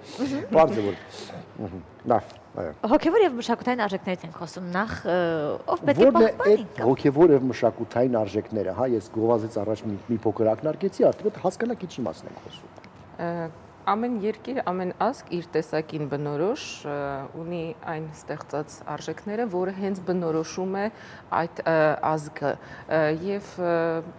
ի տարբերություն գուցե շատ ազգերի, մենք այդ ամենի պակասը բացարձակ չունենք, ավելին մենք ունենք այնպիսի հարուստ մշակութային բազա, որը եթե շատ լուրջ փորձենք մենք մեզ թափ վերաբերվենք եւ դատենք, երևի թե 10%-ին անգամ չենք տիրապետում եւ տեղյակ չենք։ Ես կարծում եմ, որ մեր մշակույթը մեծ մասով վանական մշակույթ է, որ ասում ենք հարուստ եւ բազմազան է, չեմ հասկանում, որն է բազմազան։ Չէ, ինչու եք այդպես ասում, Սերգեյ։ Հարցնում եմ։ Չէ, իհարկե ոչ, որովհետև վանական միջև մշակույթը, հենց մի հատ ետ դառնանք, միջև վանական մշակույթը մենք արդեն ունեինք մեծ շերտ, չէ, հեթանոսական մշակույթի, ցավոք որից շատ քիչ բան մնաց, այո, բայց ամեն դեպքում հիմա այսօր շերտ առ շերտ բացվում են նենց գաղտնիքներ, որ մենք անգամ չէինք պատկերացնում, հետ է գնում պատմությունը եւ ուսումնասիրված չի այդ ամենը։ Իհարկե ուսումնասիրված չի, որովհետև բնականաբար մենք հասկանում ենք շրջաններ են կանցել, մանավանդ վերջին սովետական շրջանը, որը շատ խորը լուրջ աշխատանք է տարել, որպեսզի այդ ամենը հարթվի եւ մոռացվի եւ ընդհանուր մի դիմագիծ ստեղծվի։ Բայց եւ այնպես մեր այդպես մշակույթի բուրըն զարգացումը տեղի ունեցավ միայն այսպես ասած խորհրդային միության օրոք, որևէ հայտնի եւ լուրջ համաշխարհային այսպես ճանաչվածություն ունեցող կոմպոզիտորի կամ գրողի չէ, բայց կոմպոզիտոր ասենք, հա, կամ նկարչի անուն հիմա չեք կարող տալ եւ դրանք բոլորը գրեթե խորհրդային միության օրոք են։ Խնդրում եմ ինձ հերքեք, եթե կարող եք։ Լավ, ես չեմ ուզում հերքել, բնականաբար բոլոր կարծիքներն էլ իրենց տեսանկյունից ռացիոնալ հիմք կրում են, ինձ մի ուրիշ բան է հետաքրքրում։ Բնականաբար մեր անցյալ հազարամյակների այսպես մշակութային ժառանգությունը, ես կասեի բեռը, եթե մենք դրա անկալում մեջ ունենք, վերջին հաշվով այն դեպքում է միայն իմաստավորված եւ գործուն, եթե մենք դրան համարժեք այսօր կրում ենք այդ արժեքների կամուրջը դեպի վաղվա առավել բարձր մշակութային դաշտ։ Բայց եթե մենք չունենք վաղվա տեսիլը, մենք չունենք մեր վաղվա սպասումը, այդ դեպքում անցյալը իսկապես բեռ է դառնում։ Այսինքն շատ կարևոր է անցյալը մեզ ծառայի որպես մասշտաբ չափանիշ մեր վաղվա ակնկալիքների համար։ Ձեր կարծիքով Կոմիտասը կամ ասենք Արամ Խաչատրյանը, որ ստեղծագործում են, նա մտածում էր ապագա սերունդների եւ այդ մշակույթը փոխանցման մասին, թե ասենք ուղղակի ստեղծագործում էր, որով տենց էր ուզում։ Դե եթե այդ ստեղծագործական ոգին կա, որ այսօր գոյություն չունի, եթե այդ դաշտը կա, ամեն մարդ վերջին հաշվով ինձ համար արվեստը չի կարելի ժամանակից կտրել, բայց եթե ինքը կայանում է, ինքը պատկանում է բոլոր ժամանակներին։ Մի քիչ բարդ ստացվեց, բայց մոտավորապես այսպես փորձեմ ավելի ընդգրկուն մի նախադասություն ասել ընդամենը, ինձ համար արվեստը ոչ ժամանակակից արվեստ նախ չի լինում։ Եթե ինքը ժամանակակից չի, դա արվեստ չի։ Այսինքն Կոմիտասը ավանգարդ են բոլորը։ Չէ, իսկապես եթե ինքը այսօր ինձ հուզում է, այդքանով ինքը արվեստ է։ Եթե ինքը դաթարի հուզել, Կոմիտասի դեպքում մի քիչ սխալ է, որովհետև եթե ինքը դաթարի հուզել, ուրեմն ես գոյություն չունեմ որպես ազգություն։ Եվ այդ դեպքում Կոմիտասի արդիականացման խնդիր չկա, որովհետև ինքը նույնիսկ վաղվա ընկալումն է այսօրվա մեջ։ Դա գենետիկ տեսակի խնդիր է, հիմա ես այդ մասին չեմ ուզում խոսել, բայց ամեն դեպքում ինձ համար ճշմարիտ արվեստը ոչ միայն այսօրվա ընկալումն է, այսօրվա կոնտակտն է այդ միֆի հետ, այլ նույնիսկ վաղվա ընկալումն է այսօրվա մեջ։ Լավ, երբ որ ժամանակին նույն ասենք Կոմիտասը ստեղծագործում էր, իր շրջապատը այդպես ասում էր ինչով է զբաղվում, վերջացրու, անցի նորմալ, ասենք, քո քահանայական, ասենք, պարտականությունների դեռավելին անիծում եւ նախատում են, որ ինքը այդ չնաշխարհիկ երգը հանեց, այսպես ասած, բեմ եւ լուրջ չեն վերաբերում։ Հետո ասենք գնա մերի արի սիրեմ Բանաձևի, ասենք, օրենքներով նա ասենք ճանաչում է։ Միգուցե հիմա էլ ստեղծում է այդ արվեստը, մենք չենք հասկանում։ Միանշանակ ստեղծվում է, ուղղակի չկա դաշտը, որտեղ նա կարող է ապրելու իրավունք չունի այդ ամենը այսօր փաստորեն, բայց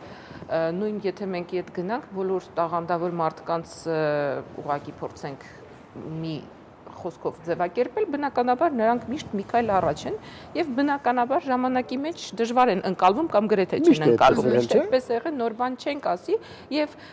սпасել թե որևէ մեկը կընկալի կամ ոչ, իհարկե մարդ ոչինչ չի արարի, եթե ունի արարելու եւ պտուղ տալու ընդունակություն կամ գիտակցություն կամ ոգեշնչվածություն։ Իսկ այսօր մենք փաստորեն ունենք շատ դատարկ եւ անպտղաբեր դաշտ, ցավոք սրտի, ավելի վատ նույնիսկ, հա, մենք ունենք մոլախոտերի մեծ քանակ, որը որ փորձում է խեղդել իրական տեսակը, ազգային տեսակը, իսկ եթե մենք չունենք մեր սեփական ոտքերի վրա կանգնած ամուր զգացողությունը, մենք չենք կարող նույն կերպ արժանապատիվ նայել, վերաբերվել եւ ընդունել, սիրել մեկ այլ տեսակ, որպեսզի լինել տարբեր գույներ եւ ազգեր եւ տեսակներ սիրող, նախ եւ առաջ դու պիտի ունենաս ընդունակություն քեզ արժանավորելու, քեզ սիրելու եւ քեզ հարգելու։ Եթե դու այդ արժանապատիվ զգացումը ներսումդ չես կրում, հա, որը մեր մեջից փորձում են այսօր ջնջել հայ արժանապատվության զգացումը եւ կախվզով որևէ մի կողմ նայել եւ փնտրել մեկի թևի տակ մտնելու զգացում, ջնջել մեր մտքից այն, որ մենք ունենք տեսակ, մենք ունենք մեր սեփական վառ արտահայտված ընդունակություններ։ Ինչպես անենք, որ չջնջ, ասենք ով է ջնջում, վերևից նստած ջնջում։ Ո՞վ է մեղավոր։ Գիտեք, այնքան հեշտ է միշտ գցել մեղքը այն վերևների վրա, բացարձակ իմաստ չունի, ես կարծում եմ, որ այս պահին ամենակարևոր պահն է, որ մենք գիտակցենք, որ ոչ մի վերև չի կարող քեզ թելադրել, թե դու ինչպես քեզ զգաս եւ ինչպես ապրես։ Հիմա խնդիրը մենք դնում ենք բացարձակապես այլ ռակուրսով եւ փորձում ենք մարդկանց հիշեցնել եւ արթնացնել այդ արժանապատվության զգացումը, որով իրենք պետք է քայլեն այսօր, հին բազան պինդ ոտքի տակ բռնած, արարելով վաղվա, հա, ստեղծագործական մթնոլորտը։ Փորձեմ ըստ էության խոսել, որովհետև ընդհանրապես խոսակցությունները, եթե մենք մտնում ենք այսպես խոսակցության դաշտ, հրապարակախոսություն, գալիս ենք հեռուստատեսին, ինչ որտեղ արդեն տանուլ ենք տալիս, որովհետև արվեստագետը այդ նույն մտահոգություններով պիտի ստեղծագործի։ Հիմա մտնել, ներողություն եմ խնդրում, ավելի ստորա մի քիչ բարդ ստացվեց, ավելի ստորին դաշտ մտնել, միշտ տանուլ տալու վտանգ է կրում, բայց ինչի մենք գիտակցաբար այս վտանգին գնացինք, որտեղ երեկել ասուլիս էր հրավիրված, ինչն է այսպես մեզ մեր տնից պոկել, մեր գրասեղանից պոկել։ Ուրեմն նախ անցյալ տարեվերջին, նոր տարվա շեմին, մի շատ հետաքրքիր եւ կարեւոր իրադարձություն եղավ, որը ընդհանրապես չնկատվեց այդ շնորհավորանքների շփոթի մեջ։ Մի խումբ երիտասարդներ ինտերնետում կոչ էին հրապարակել, որ այսպես շատ հուսահատ աղաղակ էր, որ մենք չենք ուզում գնալ այս երկրից, բայց մեզ տվեք մեր երկիրը, մեզ առաջնորդեք մեր պահանջներով, տվեք երկրի այն տեսիլը, մեզ ուղղորդեք, մենք դառնանք այդ երկրի զինվորը, մենք չենք ուզում այս չնչին կյանքով ապրել, մոտավորապես եմ ասում սա, ուրեմն դա մի տեսակ այսպես ապտակի նման մի բան էր, թեկուզ անձամբ ինձ, եւ այդ պատասխանատվությունը ուղղակի ստիպեց գլուխը բարձի տակից հանել, որտեվ մենք իրար վաղուց գիտենք, մենք երբեք էլ այս երկրում չենք ապրել մեծ հաշվով, եւ այդ խնդրեմը կարծես թե չունեինք, բայց հանկարծ հասկանում ես, որ դու ինքնախապեյությամբ ես զբաղված։ Եվ այս դեպքում ուղղակի անելիքների տարափը միանգամից հայտնվեց եւ մոտավորապես ես ներկայացնեմ, թե ոնց եմ պատկերացնում եւ խնդիրը ոչ թե ես ոնց եմ պատկերացնում, այսինքն ես ուզում եմ այդ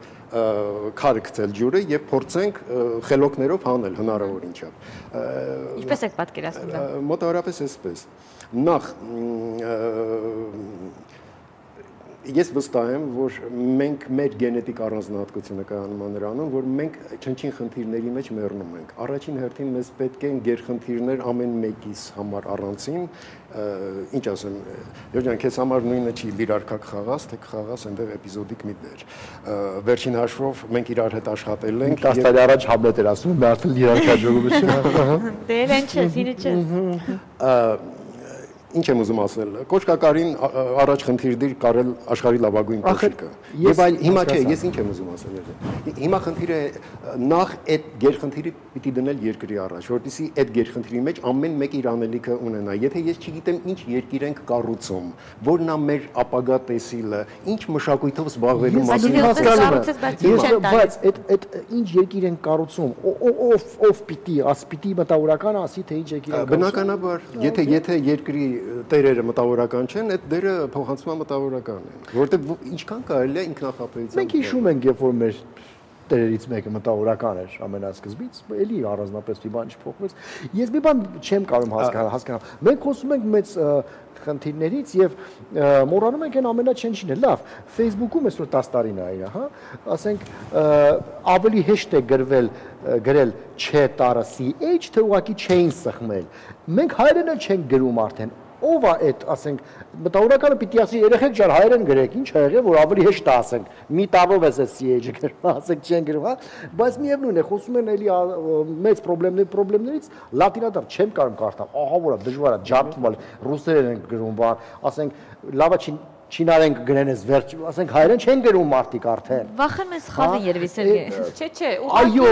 նախ եւ առաջ ես չեմ վախենում սխալվեն։ Ես ասենք շատ անգրագետ եմ գրում, ասենք ես թքած ունեմ բոլորի վրա, ով որ ինձ ասում է, ես այտենց եմ գրում, ես վատ մարդ եմ, վատ հայ եմ, բայց հայերեն եմ գրում։ Վերջ։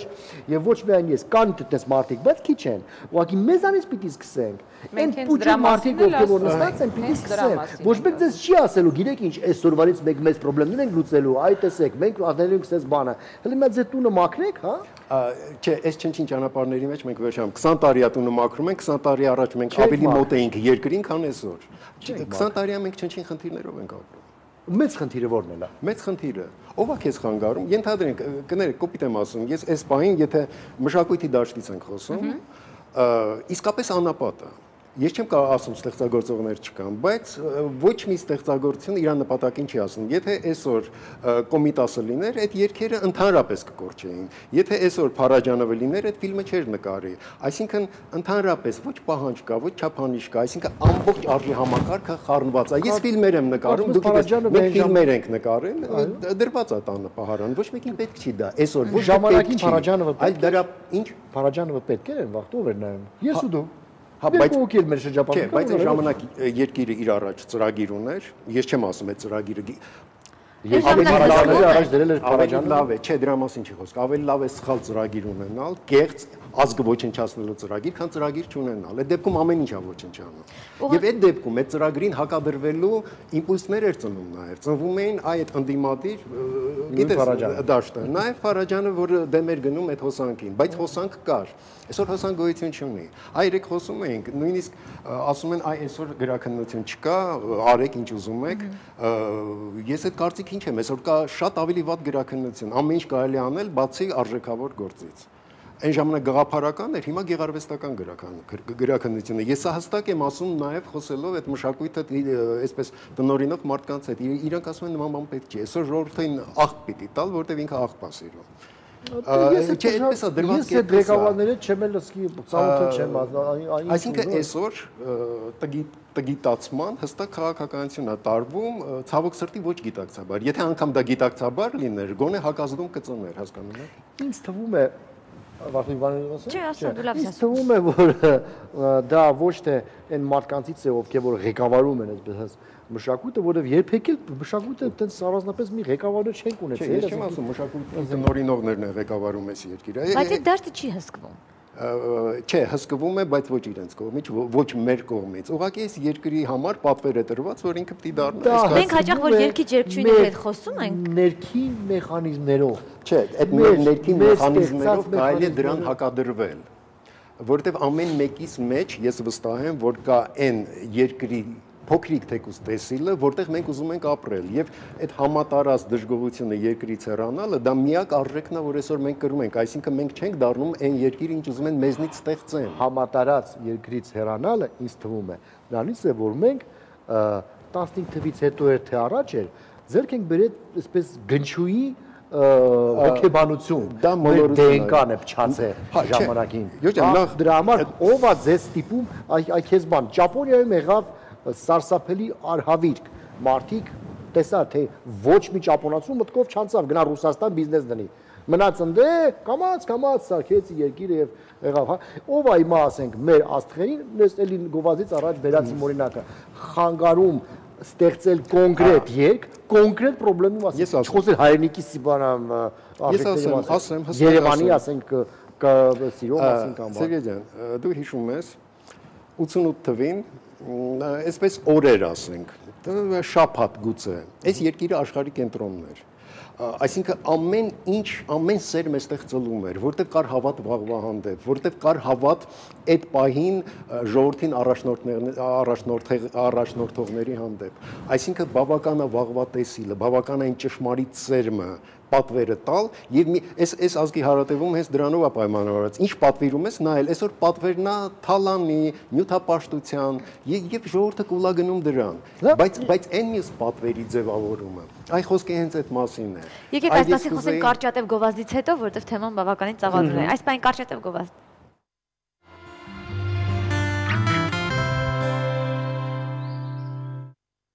Նորից բարի լույս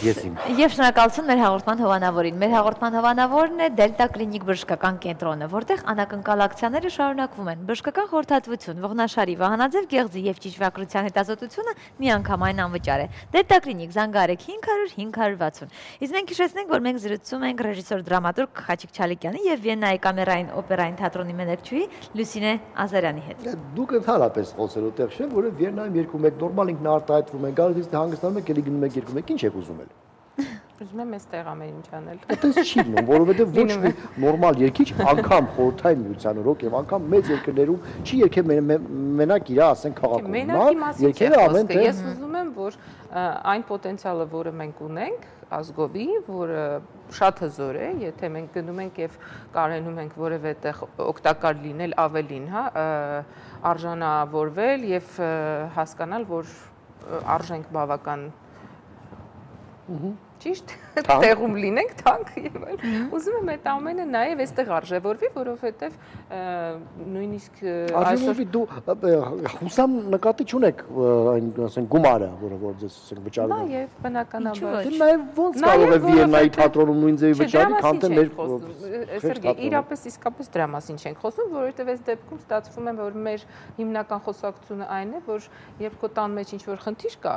դու չես սպասում, որ դրա համար քեզ վճարեն, որ այդ խնդիրը լուծես, չէ՞։ Դա քեզ մտահոգում է եւ դու պիտի փորձես քեզ վրա վերցնել այն բաժին հոգսը, որը կարող է այդ խնդիրը քո միջոցով լուծել։ Հիմա ես շատ կուզեի, որպեսզի բոլորը իրենց մեջ այդ առաքինությունը զգային, որպեսզի մենք բանալ կենցաղային խնդիրների մեջ չկորչեինք, որովհետեւ բոլորիս մոտ նույն խնդիրները բնականաբար կան, ապրում ենք նույն երկրում, գազի թանկացումը մեզ բոլորիս հուզում է, բայց կորչել է տարանքում, հա, եւ մոռանալ, որ կան ավելի գերխնդիրներ, մանավանդ մտավորականները, որոնք այդ ամենի համար շատ լուրջ խորը բազա ունեն, իրենց ներսում կրում են կարևոր հատկանիշներ, կարծում եմ դա ամենավտանգավոր հատվածն է, որովհետեւ այդ գազը եւ կթանկանա, եւ կեժանանա կամ չգիտեմ ինչեւ է, դա մեզ չի պիտի հուզի, որովհետեւ մենք ունենք խելոք մարդիկ, որոնք որ պիտի գտնեն այլ միջոցներ այդ ամեն հարցերը լուծելու, հա։ Իսկ մենք փորձենք մեր ոլորտում ամեն մեկս ինչ որ մի բան առաջ տանել։ Դուք ինչպես եք առաջ տանում, այ ինչ լուծում եք։ Ես ասեմ, ես փորձում եմ անել այն ինչ որ գուցե այսօր դուք բոլորը ասում են, որ չի վաճառվելու, չի հասկացվելու։ Ենթադրենք, օրինակ շատ շուտով կդուրս գա սկավառակ կոմիտասիան 30 հայտնի եւ անհայտ քիչ կատարվող երգերով։ Այսինքն նպատակ եմ դրել, որպեսզի ամբողջ երգերը ձայնագրեն, որովհետեւ այսօր որ նայում ենք այն ինչ որ մեր հիմնակարն է, ենթադրենք նույն կոմիտասը, որը կարող եմ ես անել, հա, որովհետեւ իմ մասնագիտությամբ դա է փորձում անել, փորձում եմ ենթադրենք փոխանցել իմ ուսանողներին, թե գիտելիքները, թե հավատը, որ իրենք կարող են ամեն բան անել, որտեվ դա խիստ կարևոր է, որտեվ այսօր մեզ բոլորիս փորձում են սերմանել, որ մենք ոչինչ չենք կարող, մեզ ինչ-որ մեկը պիտի գա օգնի, վերևից ինչ-որ մեկը ինչ-որ բան ոչ։ Ո՞վ է սերման։ Խեղճ, ճնշված վիճակը Ինձ ոչ ոք չկարողացավ սերմանել։ Դե ինձ էլ չկարողացավ, ինձ էլ չի կարողացավ։ Սերմաններս ո՞րն է, այնքան բան էին սերմանում, ժամանակին եւ խորհրդային միության օրոք սերմանում են, որ ասենք դե ասենք ստեղ մի քիչ այնց եղունգ ունենաս, որ լավ տղա լինես, երկար մաս չունենաս, ծամծխես եւ ոչ միայն սիգարետ, հա։ Հետո իմել ես են, բայց մնա մարդուց է գալիս, եթե մարդը չի ուզում, ասենք, սերմանվի, նա չի սերմանվում, հա։ Դուք խոսում եք հասուն մարդու մասին, հիմա եկեք ետ դառնանք դպրոց մանկապարտեզ։ Դուք խոսում եք մարդու մասին, որը կարող է ինքը զատել եւ ընտրել։ Իսկ եթե մենք խոսում ենք սպիտակ թղթի մասին, չէ, երեխայի մասին, որի վրա ինչ գրես այն էլ կմեծանա, Հա, որովհետև մենք դա անցել ենք բարեբախտաբար մեր ծնողների միջոցով եւ այլն եւ այլն։ Հա, իսկ այսօր փաստորեն դպրոցում, մանկապարտեզում, ընտանիքում, ցավոք սրտի ընտանիքում ոչ թե որովհետև բոլորը անգրագետ են կամ պահանջները բարձր չեն, այլ ուղղակի իրենց մցրել են մանր խնդիրների մեջ ծնողներին եւ ուղղակի ժամանակ կարող են, չէ՞, չհատկացնել։ Հիմա մենք խոսում ենք նրա մասին, որ պետք է հասկանալ, որ այդ մեծ անիվը, որը պիտի շրջի մեր պատմությունը մշտապես պտտի դեպի վաղվա բարձր արժեքների ստեղծումը, ստեղծվում է փոքրիկ անհատներից, հա, բայց մենք շատ հարուստ ենք այդ անհատներով եւ շատ հաճախ իրար խանգարում ենք նույնիսկ շատության պատճառով։ Հիմա ամենակարևոր գաղափարը, որ ես կուզեի այսօր եթերից իմ կողմից գոնե թե իբրև կին գուցե, իբրև մայր, իբրև մնացած արդեն արվեստագետ կուզենայի, որ մենք ամենակարևոր հատկանիշը մեր մեջ սերմանեինք հրատապ, սիրելու, իրարով ուրախանալու եւ իրարից բռնվելու, որովհետեւ մենք բավական օժտված ենք, հիմա երբ որ մենք ամեն մեկս առանձին ստեղծագործում ենք ոչ միավորված եւ ոչ ընդհանուր համակարգ ստեղծելու նպատակով, ընդհանուր երկիր զգալու նպատակով, հա, այդ իրարից բռնվելու զգացումը կորել է։ Ամենակարևոր բանը, որ կուզեի, որ գոնե թե մտավորականները, որոնք արարելու լուրջ թափ ունեն եւ ի վիճակի են իրարից բռնվեն եւ ստեղծվի այդ կարևոր արժեքավոր քարը, որը Չուզողը ես լինեմ, խոսեցինք անհատների մասին, Դուբայում անհատ չկա, ու ինձ այդպես է թվում, ասենք, չգիտեմ որով է մարդ, որովհետեւ Դուբայում անհատ է։ Երջանիկ, հանգիստ ապրում են մարդիկ։ Բայց դու այնտեղ ես Հասկանում ես, մենք մեր անհատները մեզ դժբախտացնում են։ Մեր երկիրը մեր երկիրը մեզ դժբախտացնում է, որովհետեւ մենք ավելի երջանիկ ենք եւ ու երկիր չունենք։ Եվ այլն։ Ինչ ենք ուզում մենք ինքներս մեզնից վերջապես կարող հասկանալ, թե ոչ։ Իսկապես։ Չէ, ես ուղղակի պրովոկացիա եմ ու պատասխանեմ։ Լավ։ Ամեն դեպքում դու ամեն դեպքում մատը դրեցիր էլի նույն խնդրի վրա, որը ես ուզում եի այս դեպքում հնչեցնել։ Երբ որ երկիրը բնականաբար ճանաչելի է մշակույթով եւ մշակույթը երկրի որակի արտահայտությունն է, բայց եթե երկիր գոյություն չունի, մշակույթը պարտավոր է ինքը երկրաստեղծ գործունեություն ծավալել։ Ինչպես։ Այսինքն այսօր պիտի փորձել հենց այսօր այս պահից ձևավորել այն երկրի թեկուզ փոքր գեղարվեստական մոդելը, որը պիտի այդ մշակույթը պիտի կրեին երկիրը, որտեղ վաղ ուզում ես ակնկալում ես ապրել։ Եթե այդ ակնկալվող երկրի մշակույթը այսօր չփորձենք քո բառով ասած սերմանել, այդ երկիրը չի կայանա, որտեղ դուք պատկերացրեք ինչն է մեր նպատակը, հարստանալ, մրցունակ լինել, դու պատկերացրու, եթե այս հոգևոր նկարագիրը ունեցող երկիրը հանկարծ հարուստ լինի, սարսափելի բան կստացվի։ Հիմա ինչի մասին է խոսքը։ Ես մի քիչ ավելի պատկերավոր փորձեմ ասել, հոգևոր դաշտը անապատ է։ 2 րոպե ունեք։ 2 րոպե։ Արդեն մեկ։ Լավ։ Եթե մենք խոսում ենք վաղվա երկրի մշակույթի մասին, նախ վաղվա երկրի պատկերացումը պետք է ունենանք, որ երկրի մշակույթի մասին է խոսքը։ Ինձ համար այդ երկիրը, կարճ եմ խոսում դրա համար, աշխարհի լավագույն երկիրն է, որտեղ տնտեսությունը եռանիշ թվերով է չափվում, որտեղ միակ երկիրն է, որտեղ բացարձակապես կաշառք չի վերցվում, ընտրություն չի կեղծում։ Ես ուզում եմ ասել, եթե մենք մեր առաջ բոլոր ոլորտներում դնում ենք բացառիկը լինելու խնդիրը, ես վստահ եմ, որ թևեր կաճեն։ Քեզ խնդիր եմ տալիս, պիտի Օսկար ստանաս մի տարվա։ Այսինքն մենք բոլորս պիտի միսիոներ դառնանք։ Մեր առաջ գերխնդիրներ դնենք։ Երկիրը պիտի գերխնդիր դնի։ Եթե մի տարի հետո դու աշխարհի լավագույն երկիրը չես, դու հրաժարվում ես նախագահ լինելուց։ Այսինքն փորձենք մեծ պահանջներով առաջնորդվել։ Այդ դեպքում ես գիտեմ ինչ մշակույթի կծառայեմ։ Այդ դեպքում ես այս ընդամենը ուզում եմ հայտարարել, հռչակել, որ այդ երկիրը կա, ամեն մեկից մեջ է, եկեք միացնենք այդ երկրները, գոնե այդ մտահոգությունը կիսող մտավորականները, հոգևոր դաշտը եւ փորձենք ձևավորել։ Շնորհակալություն, շատ շնորհակալ ենք ձեզ։ Փորձենք ձևավորել այն երկիրը, որտեղ որ մենք կուզեինք ապրենք, այո, որտեղ չգիտենք որտեղ ենք ուզում ապրենք։ Դրա համար գնում ենք ստեղից, ելներս։ Շատ շնորհակալություն, որ լավատեսական այսպես ավարտենք, լավ երկրի շատ ցավոք դեռ ուտոպիստական, բայց եւ այնպես երբեմն ուտոպիաները դառնում են իրականություն։ Ձեզ հաճելի օր, ցտեսություն։